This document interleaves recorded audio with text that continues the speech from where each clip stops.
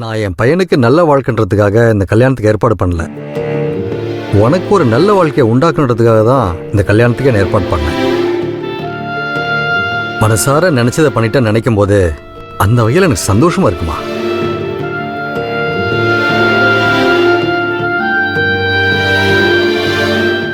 நானே ஒரு நிமிஷம் என் பையன் தப்பு பண்ணிட்டானோன்னு ரொம்ப பயந்துட்டேன்.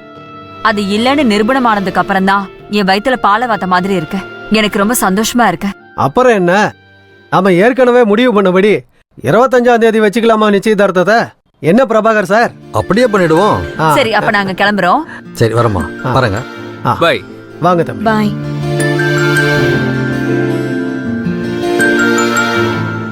நம்ம பத்திரிக்கை யார் யார் கொடுக்கணுங்கிறத முதல்ல லிஸ்ட் போடலாம். என்ன சிஸ்டர், முகம்லாம் பேயறிஞ்ச மாதிரி இருக்கு. ஆளே ஒரு மாதிரி ஆயிட்டீங்களே. நம்ம போட்ட பிளான் ஒர்க் அவுட் ஆகலன்னு அப்செட் ஆயிட்டீங்களா? அதெல்லாம் ஒண்ணும் இல்லையே. இந்த கல்யாணம் நடக்க கூடாதுன்னு நினைச்சீங்க, அதையும் மீறி எல்லாம் நடக்குதுன்னு இப்போ திகைச்சு போய் பாக்குறீங்களோ?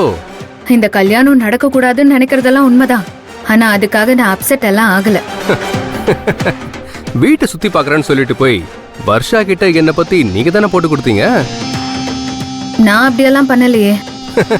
சிஸ்டர், என்ன கதை விடுறீங்களா? நான் உங்களுக்கு அண்ணன், அதை மறந்துடாதீங்க. எப்படி அந்த செக்யூரிட்டி ட்விஸ்ட் அடிச்சான் பாத்தீங்களா? எல்லாம் என்னோட செட்டிங்கு. 10 வருஷமா விசுவாசமா வேலை பார்த்தவன வெறும் ஒரே மாச சம்பளத்தை கிம்பளமா கொடுத்துனா எப்படி என் ஆளா மாத்திட்டேன். அச்சாம்பாரு ஒரு ட்விஸ்ட், செம்ம ட்விஸ்ட்.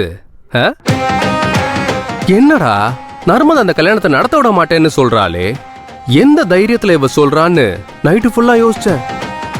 அப்பதான் எனக்கு ஒரு விஷயம் ஸ்ட்ரைக் ஆச்சு. ஐயோ, செக்யூரிட்டி கிட்ட பேசின விஷயத்த சொல்லிட்டோமேன்னு.